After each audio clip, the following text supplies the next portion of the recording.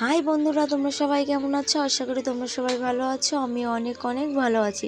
দেখো, কালকে আমি চলে এসেছিলাম বাবার বাড়িতে। কালকের পুজো দিতে পারিনি, তার জন্য আজকে সকাল সকাল স্নান করে আমি পুজো দেওয়ার জন্য রেডি হয়ে গেছি।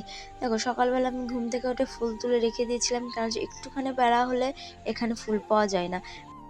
কেননা যে আমাদের পাড়ায় এমন একটা মানুষ আছে, একটুখানি বেলা হলেই ফুল রাখবে না, গাছে যে কটা ফুল দেখবে সব তুলে নেবে। জানি না কেন ওনার একটা ফুল রাখতে ইচ্ছা করে না। তারপর আমি শিব ঠাকুরটাকে স্নান করে নিয়েছি। শিব ঠাকুরটাকে স্নান করানোর পরে আমার বাবার বাড়িতে জানো সবাই কালী ঠাকুর আছে, যারা যারা জানো না জেনে নাও। আর কাদের বাড়িতে আছে আমাকে প্লিজ কমেন্টে কিন্তু জানাবে। আমার বাবার বাড়িতে শিব ঠাকুরও আছে, কালী ঠাকুরও আছে। দেখো, তারপর পুজো টুজো দিলাম।